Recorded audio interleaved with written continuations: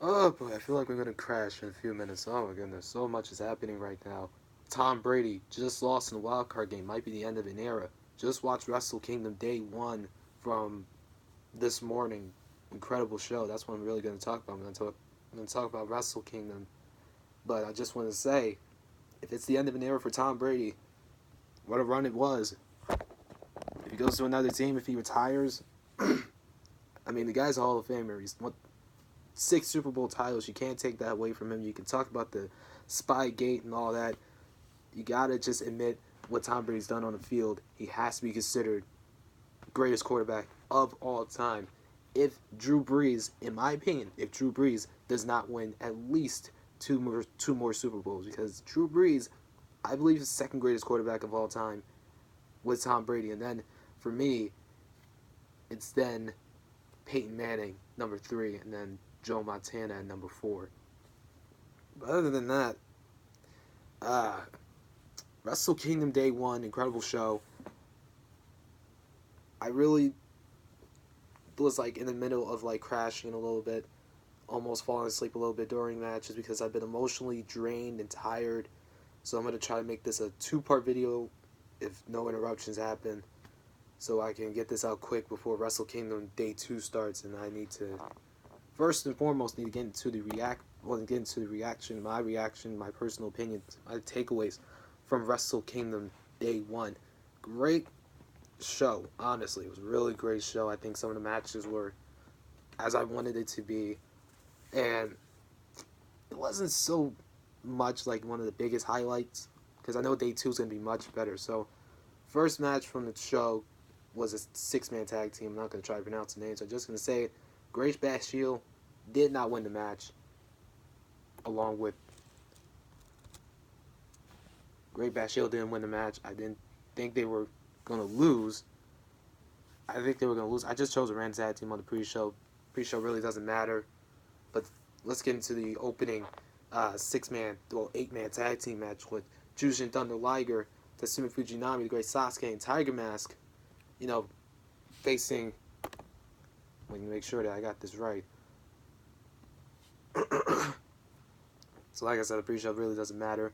But, Jushin Thunder Liger, his team facing off against Naoki Sano and his team. His team won in the end. It was a pretty solid match. It was a pretty solid match, better than most old guys in WWE competing. And those were a lot of Japanese legends, wrestling legends around the world that have competed all over. Tatsumi Fujinami, WWE Hall of Famer, Jushin Thunder Liger, obviously one of the greatest, if not the greatest, Japanese wrestler of all time. I don't know, really. Didn't keep up with his career. Fair match, really. I thought those guys were really keeping up with themselves in the ring. Pretty fair paced. And like I said, it's much better than WWE matches with old timers like Undertaker, Shawn Michaels, and Kane and them.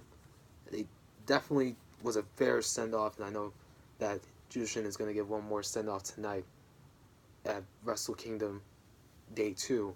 So it was a fair match, simple as that. Suzuki Gun versus Chaos. Actually, was it Chaos? No, it was not. Suzuki Gun versus Los Ingobernables de Japón. And simple match. Again, just a simple setup match. I don't really like crazy weird to see setup matches in Wrestle Kingdom.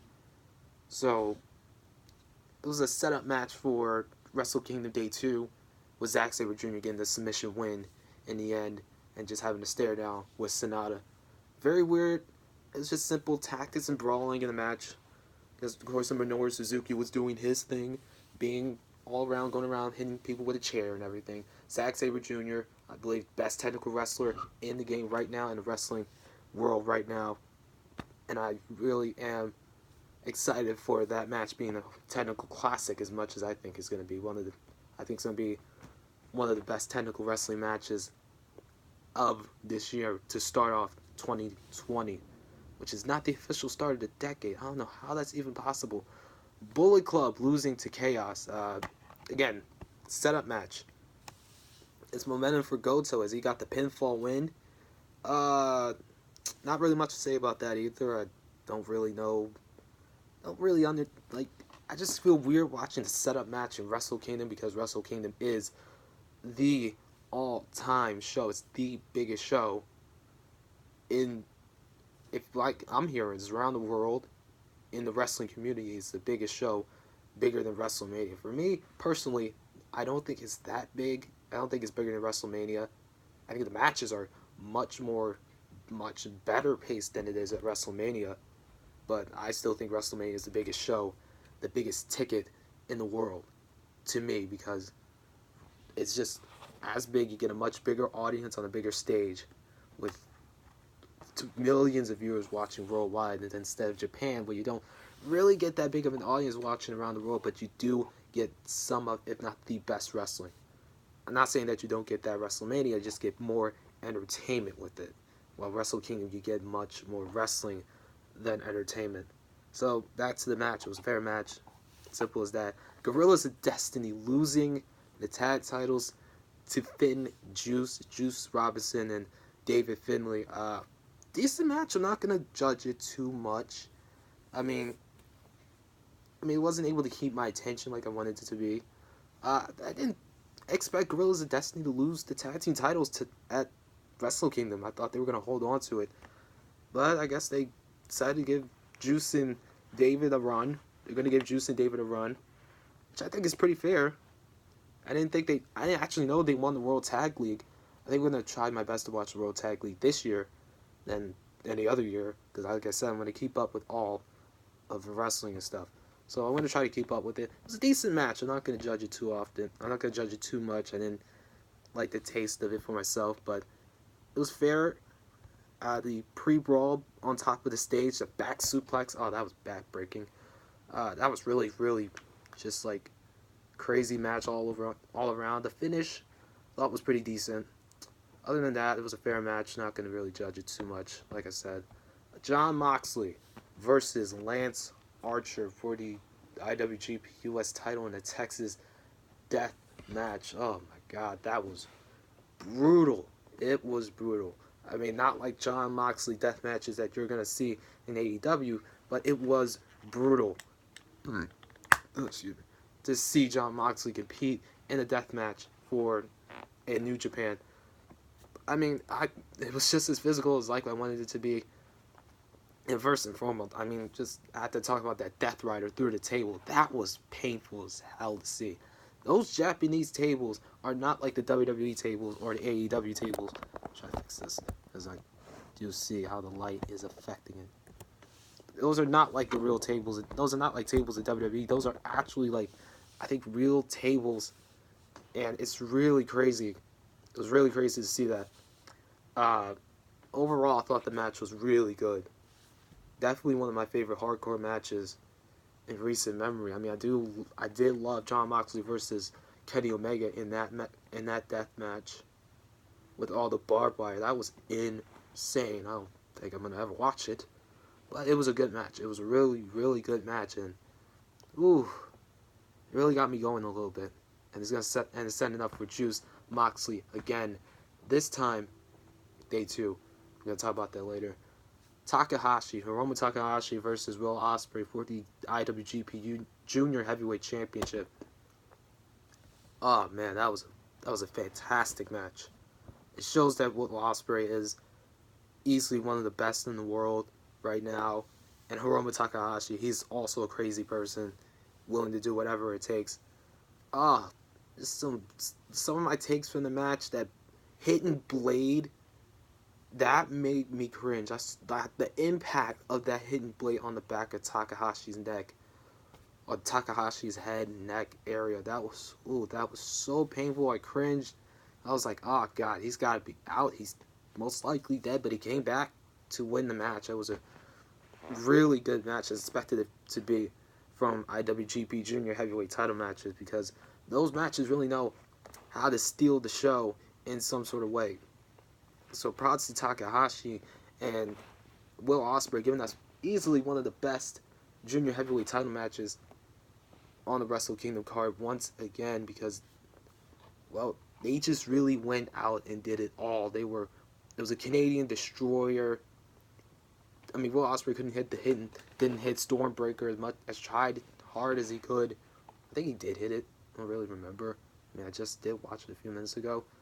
God damn it, I forgot. But other than that, Hiromu Takahashi really just welcome back. Just a good comeback story for him, breaking his neck the way that he did nearly a year and a half ago against Dragon Lee. Oh man, that was so painful. Now he's back. He's the junior heavyweight champion. Props to him for coming back from such a serious injury and winning what was rightfully that was wrongfully taken of his in just a very bad way. Now the IWGP IWGP Intercontinental Championship match. Jay White losing to Tetsuya Naito. Yeah, I'm a bit upset because I had Jay White winning, and Jay White is my guy. He's the best heel. And I thought in this match he was a badass heel, like he always is. Using Goto to get his advantages, taking just the time to be a prick. That's what Jay White is. But Tetsuya Naito, they're setting it up.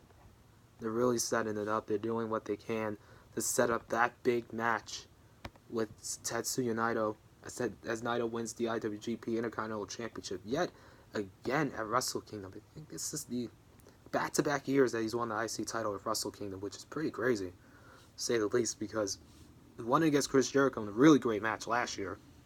Now he wins it again this year in a much favorable match I gotta say, the back suplex that Naito took, ooh, that was crazy. Landing on his head on the apron to the outside, that was really, really scary. The focus of the match really was Naito's knee, which the commentators really bring it up with Kevin Kelly, Rocky Romero, just talking about that. Just talking about Naito's knee, and whoever else was in the commentary as well. It was a really crucial point of the match because Jay White focused on the knee a lot, because that knee is a big focus. He's had numerous knee injuries, is what they were talking about. I just wish they went on a little bit more, but it was a really good match. I really loved it. I think it was one of the better IC title matches that I've actually been able to watch with my own eyes. And then finally, Kazuchika Okada and Kota Ibushi for the IWGP Heavyweight Championship in the Day 1 main event. Oh man, that was... Ooh. First and foremost, let me just say this. The entrances with Kota Ibushi coming out the way that he looked. I watched the promos. The whole promos. I think they were setting up Ibushi as this desperate guy competing in his first main event for this kind of big championship that he hasn't been able to compete for in his career, I think. I don't think Kota Ibushi has competed for the IWGP Heavyweight Championship. If he has, I mean, let me know, I guess. But yeah, that was seeing him coming out in the way that he was coming out, is watching the promo, seeing him swing the briefcase at Okada and then attacking Okada. It looked like Ibushi was desperate. Now I'm gonna really talk more about this in detail because I watched this match further into detail than I did the other match because this was the big match. And I paid more attention to it than I did certain others. Pretty much so. It was crazy. It was a crazy match. I mean, and then again, let me get back to entrances. Okada's entrance was awesome. I think it's my favorite entrance that I've seen Okada in at Wrestle Kingdom. I think if I've seen 10, 11, 12, 13, and 14, if I had to say this, 14 is easily my favorite. The glowing white and neon lights that he had on his jacket and his, thing that he carries, that he wears around his waist with the IWGP Heavyweight title. That was awesome. I want to see that again. I need to see that kind of creativity in attires more often because that is my favorite wrestling attire that I've seen ever in my life as a wrestling fan and someone that really has a care for attires. Because I enjoy a really good attire from any kind of wrestler. Like, I think my favorite attires are from Shawn Michaels. Well, that's not, I think. They are from Shawn Michaels because Shawn Michaels had the best wrestling attire in his career. And Okada won. It was a really physical match. I mean, the whole story of Ibushi desperation was insane. Just seeing him going through this change, this emotionless, psychotic man, desperate to win the IWGP Heavyweight Championship. It was crazy to see that. And seeing him landing on his head on certain moves, seeing those guys landing on their heads. Let me just say this, New Japan wrestlers take crazy spots. Landing on their heads, getting absolutely chopped to oblivion. Props to them because they get their money's worth. When you get your money's worth in watching New Japan, that is something I can honestly agree with in the end. So, that was really it. That was really like the ice on top of the cake, really. In the end, I didn't get that many results right. In fact, I got the last 4 in total correct because those were my predictions at first. I did get the last 4 right. I did spoil myself a little bit. I did see the pictures of Jon Moxley and Naito and Okada standing in the ring. Well, I did see Jon Moxley walking up the ramp with the IWGP US title. I did get spoiled a little bit in that because I was on YouTube like an idiot. I was on Twitter like an idiot looking at that for some reason. I mean, spoiling myself. Overall, I thought day 1, really good show. Really good showing from everybody on the card. Now, day 2 predictions, it's going to be really crazy to see what happens in day 2. How they're going to really top what they did. But it's going to be a really good night. First off, the pre-show. I'm not going to really talk about the pre-show as much, but I'm going to try to. Gauntlet match. Never Openweight 6-man tag team championship. The most violent players. Oh god, I know how to say his name. Why don't I know how to fucking say it now? Togi, Makabe, and Toriano versus, and Rizuki Taguchi versus Chaos members Tomohiro Ishii, Yoshihashi, Robbie Eagles, and then Los Ingobernables de Japón, LIJ, Evil, Shingo, Takagi, and Bushi, Suzuki Gun, Taichi, Desperado, Yoshinobu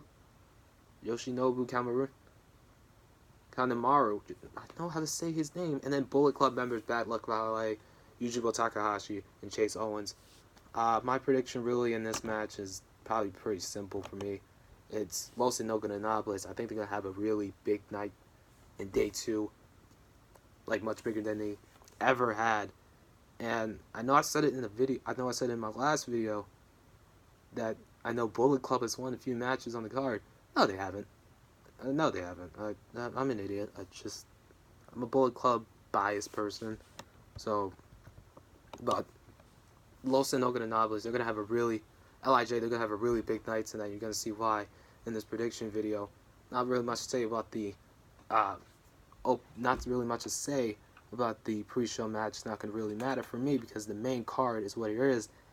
8 matches on the main card. First match is Jushin Thunder Liger's final match, and that is with his partner Naoki Sano versus Hiromu Takahashi and Ryu Lee. Because I saw Liger lose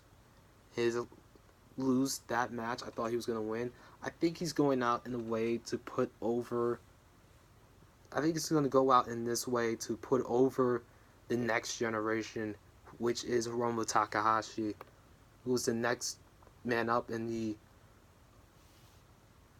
Who's really the next man up in the light heavy or in the junior heavyweight division, really. And there's nothing more you can really say because we know exactly what Hiromu Takahashi is capable of in the end. So I think Jushin is going to put over Hiromu in a way that they bring up the new fresh meat in the junior heavyweight division, and Jushin goes out the right way as a class act. And just a round of applause for his career. I think it spanned I don't know how long it spanned. They say 30, 40, 50 years. I don't really know. But Ryu Lee is Dragon Lee. So Hiromu Takahashi and Dragon Lee are going to team up, which is going to be really crazy to see. So I'm going to try to really focus on that match a lot. I'm going to try to focus on all these matches. But I got Takahashi and Dragon Lee / Ryu Lee winning, and Jushin Thunder Liger going out as a professional. Match number 2, IWGP Junior Heavyweight Tag Title matches, tag title match. Bullet Club's El Phantasmo and Taiji Ishimori versus Roppongi 3K. I can expect to hear that rap from Rocky Romero. So it's going to be fun to hear. And I got Roppongi 3K winning the tag team titles because, of course, Bullet Club has not had a really good run at Wrestle Kingdom in years. They've had a really good run in a long time, really, with titles, and I don't think that run is going to last. That run is going to just continue as the belts are going to get dropped again. They're going to lose a belt one more time as Roppongi 3K is going to take it. I like Roppongi 3K. I've seen them compete in the ring before. I saw them compete during the G1 Climax preliminary matches. They're really good. They're a really good tag team, and I've seen Taiji Ishimori compete as well. He's a really good competitor. He's a really good wrestler. Just need to watch a little bit more matches from him, and I need to watch more matches from Roppongi 3K, Yo, and Show to see, well, to get myself going as well. But this is going to be a really decent tag team match. I don't think it's going to last long, but I do have Roppongi 3K taking the tag team titles once again, this time at Wrestle Kingdom. I think they did it last year. Or they probably lost it last year. I'm not really sure. Other than that, whatever.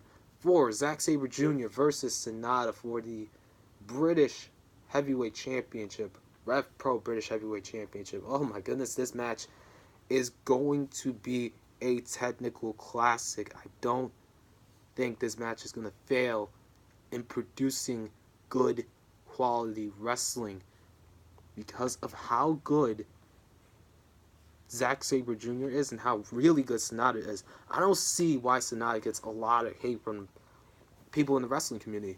I like Sanada. I think Sanada is a really good talent. I think he has the talent and I think he has the talent enough to become IWGP Heavyweight Champion in the future. Hopefully this year. Hopefully he can have a title reign this year, if not next year. I hope he competes in the G1, and I hope he wins the G1. But other than that, I don't see why he gets a lot of hate. He's a really good wrestler in the ring. He can go in singles, and I think he's going to take the championship from Zack Sabre Jr. Because Zack Sabre Jr. has reigned as champion for a very long time. And I think Zack Sabre Jr. has had pretty good reigns as Rev Pro Heavyweight Champion, or Rev Pro British Heavyweight Champion. Although I haven't kept up with that title reign. But this match is going to be a technical classic. You can expect mat-based wrestling, submissions. Just Zack Sabre Jr. folding up Sanada as much as he can, and then Sanada trying to fold up Zack, but not being able to lock him in the way that he wants to lock him in, and then he gets Skull End. I expect him to win with Skull End to win his first singles championship in his career. This match is going to be awesome. I really can't wait to watch it when I can. Jon Moxley versus Juice Robinson. Their first match was crazy. Their second match was even, crazier. Now this is about to be the third match. They were supposed to have a fourth. But, Jon Moxley got stripped of the IWGP US title. This is the third time. It's 1-1, maybe 4 times. This is the third time. 1-1. Maybe I could get a shooter. Maybe I could see shooter in the match. Shota Umino. That's my guy. I hope to see him accompany Jon Moxley to the ring. Other than that, man, this match is going to be crazy. I do expect I want Jon Moxley to retain, although I think Juice Robinson is going to win. But my prediction is Jon Moxley. I'm sticking to Jon Moxley to retain the IWGP US Heavyweight Championship because I want him to reign as long as he can with this championship. As I think, like I said, He's got the potential to be a bigger star than he is going to be in AEW because of how important he is, because of how huge he is right now to wrestling, leaving WWE, leaving that Dean Ambrose character behind into this character, back into this violent SOB. So to see Jon Moxley compete the way that he does right now, he's going to be a main event. I hope he becomes a main eventer in New Japan. I hope he gets an IWGP Heavyweight Championship match in the future. So I'm going to choose Jon Moxley to retain his championship. I think it's going to be the only title to retain. I think it had a title retain. I think there was not a title retention at Wrestle Kingdom, which is pretty crazy. Well, there was one. That was Okada. Of course, he was going to retain. So I think this will be the only title retention other than the double gold dash match, which I'll get into later. Kenta versus Hirooki Goto for the Never Openweight Championship. Physical match. I expect it to be physical. I expect it to be a bunch of kicks and stiff hits. I don't expect Kenta to win. I expect Hirooki Goto to once again win the IWGP, or not IWGP, but the Never Openweight Championship, because this is what Hirooki Goto does. He wins the Never Open. He competes for the Never Openweight title at Wrestle Kingdom, and then wins the Never Openweight title at Wrestle Kingdom, which is kind of like a recurring segment over and over and over again. Expect it to be physical. Nothing less, nothing more. It's going to be a really good match. I'm going to try to really keep my eye on the stiff hits. That's what I'm really going to focus on, the kicks. And seeing Hirooki Goto try to hit GTR, which is a very physical move, which is a very, very painful move. Oh man, that's a really painful move, which is like a reverse STO or something onto his knee. No, that's a Yoshiroshi. No, it ain't. Moving on. Jay White versus Kota Ibushi, the losers of their 2 gold dash matches, compete in a match. It's really just like one of those matches, really, that's just sitting there. But it is going to build to something. I think this is going to build to something in February, maybe even with, I think they're going to do a Supercard show again. I'm not really sure. If they do, I will probably want to attend it if I can, but we'll see. But it is going to likely lead to a match for the next challenger for the championships, the big titles. Other than that, I'm going to go with Jay White because that's my guy. I think Kota Ibushi lost too much of his mental toughness. Lost too much of himself in that match against Okada. He's going to come in hurt. He's going to come in really hurt. And he's going to really try to redeem himself in a way that he can. And he's going to lose this match because Jay White, I think, is going to outsmart him in a way that he always does in his matches with his opponents. So I do have Jay White winning this match against Kota Ibushi. Match number 8, Hiroshi Tanahashi versus Chris effin Jericho, the GOAT, Le Champion, the AEW World Champion. If Tanahashi wins, he will receive a match for Chris Jericho's AEW Heavyweight Championship. Could this match not be any higher? Could the stakes not be any higher in this match? The stakes are high. The stakes are high. Even though this is a non-title match. This is a nothing match, really. But the stakes are high because of it. And Tanahashi, I believe, is one of the greatest wrestlers alive today. Although I don't have him as one of the best workers, he is top 10 in my opinion. He's going to win. I have Tanahashi winning because as a wrestling fan, I want to see Tanahashi versus Jericho or whoever is the AEW champion compete for the AEW championship at an AEW pay-per-view or Wrestle Kingdom event, or not Wrestle Kingdom, but a New Japan event.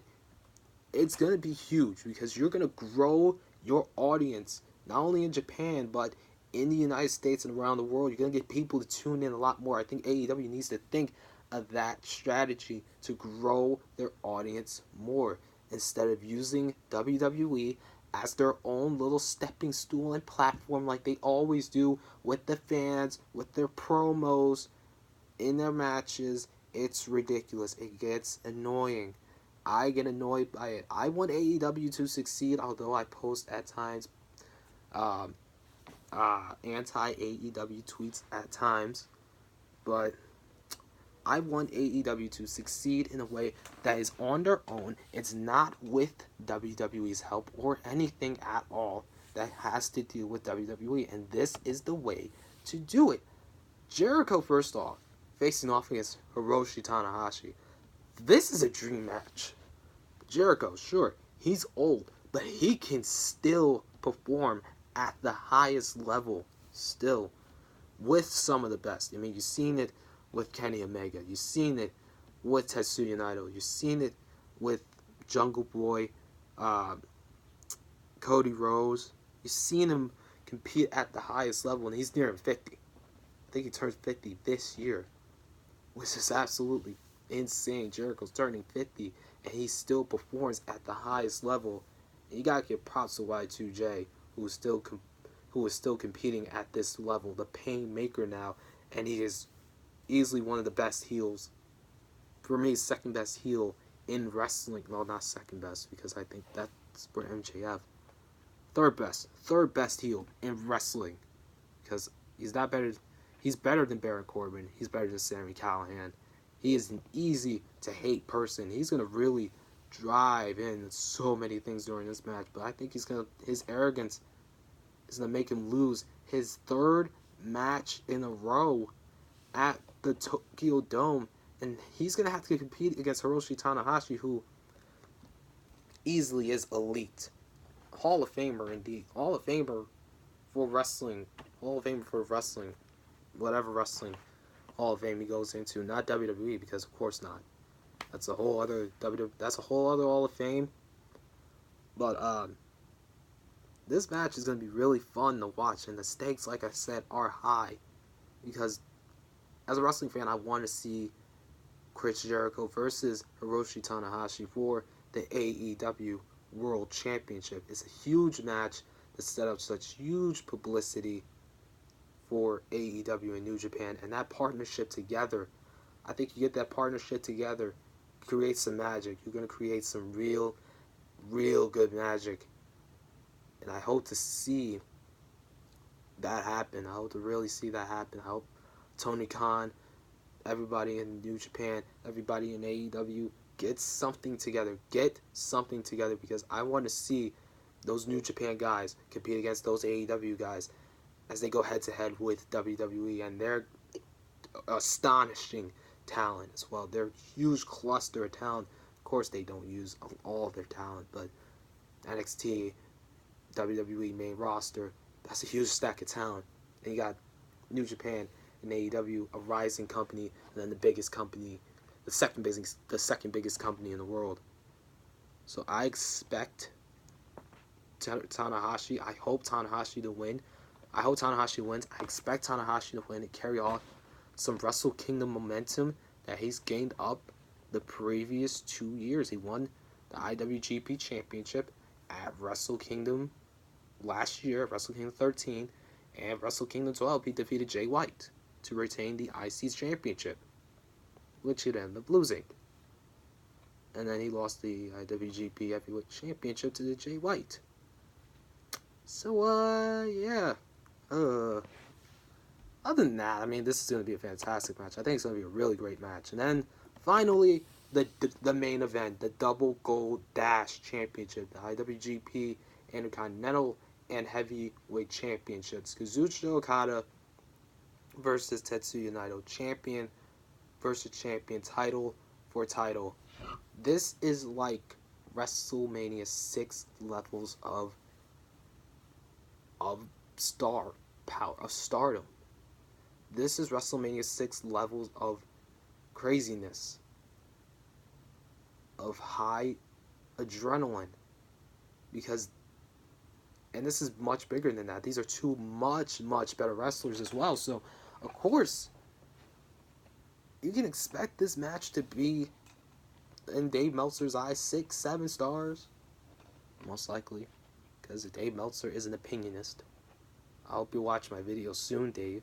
You're an opinionist. Nobody cares about your star ratings. I sure as hell don't. So, this match is going to be very crazy. This match is going to be crazy. Because this is a long-term story that's been building up, I think, for about 8 years, maybe shorter, possibly longer. But it has been building up for so long since Tetsuya Naito was booked lower from the card when he was supposed to compete for the heavyweight championship, but he was not in the main event against Kazuchika Okada. Instead, the IC title main evented over his match, in which Okada won, retained his title, and then the IC title match was much better. I mean, I haven't watched it, but I need to. Gonna have to. Going to soon. Then Naito went on this excursion. He won the IWGP Championship, but it wasn't the way that he wanted to win it. It wasn't at Wrestle Kingdom. And now he's been in the IC title picture every single year. He was in the IWGP Heavyweight title match 2 years ago. Lost. Now again, they're back in this situation, and now it's much, much more. It's both titles. Both IWGP Intercontinental and the Heavyweight Championship, which, in my opinion, will conclude this story.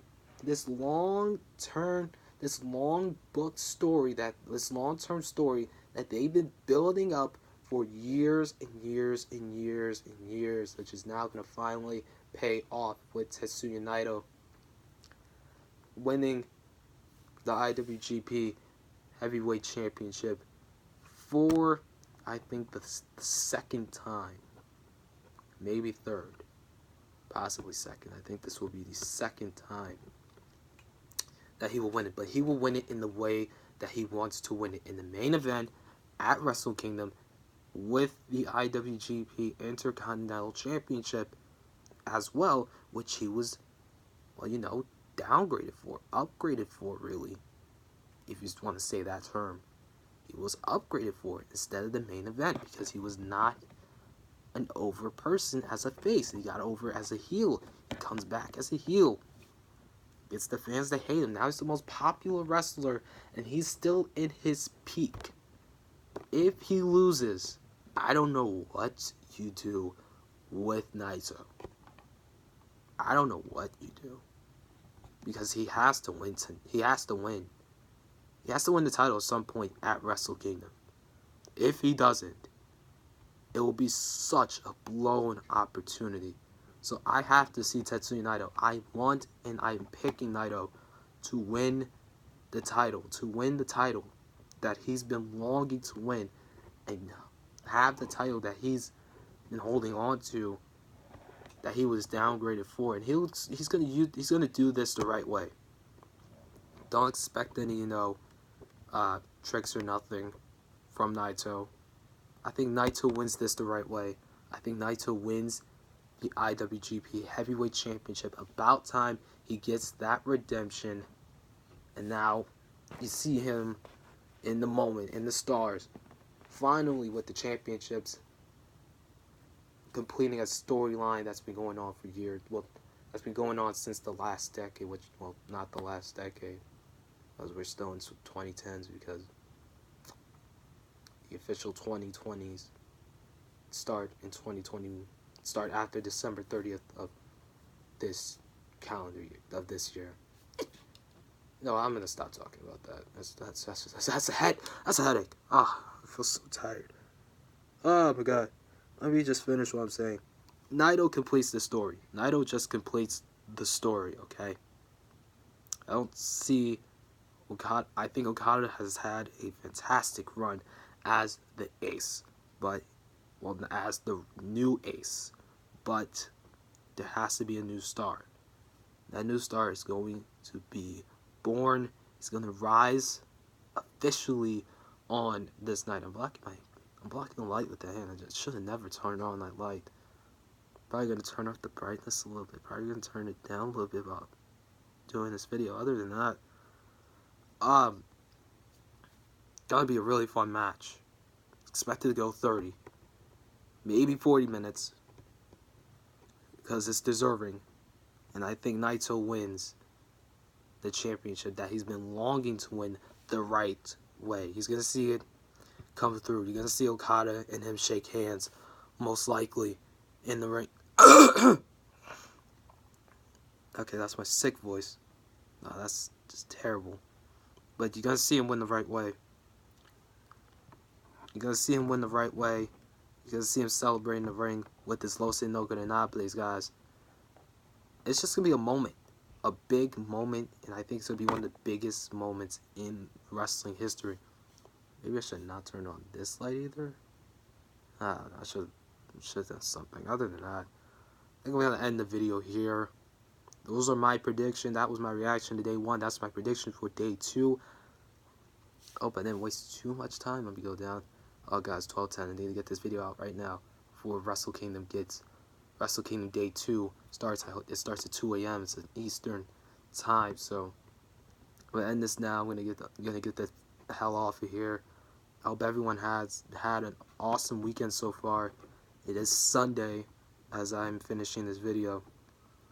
Like I said, I've been emotionally drained and tired, but that's personal. I'm not gonna talk about it here. That's a personal issue. I'm gonna deal with myself. I'm gonna deal in the way that it's gonna be dealt with. Hope everyone has had an awesome weekend, has been relaxing, enjoying themselves so far. The beginning of the new year, new 2020. And if you've been saying new year, new you, please stop, because it's getting annoying as hell to hear that phrase over and over and over. I have an Eagles. There's going to be an Eagles game tomorrow. There's going to be an Eagles game today. Eagles, Seahawks, Seahawks, Eagles. Eagles playing at home. I'm going to be watching that. I'm going to be watching that game. But I got to make sure I watch Wrestle Kingdom before I watch the Eagles game. I got to watch day 2. And then watch the Eagles game at 4 against the Seahawks at home. Fly, Eagles, fly. Let's get that Super Bowl championship. I'm out of here.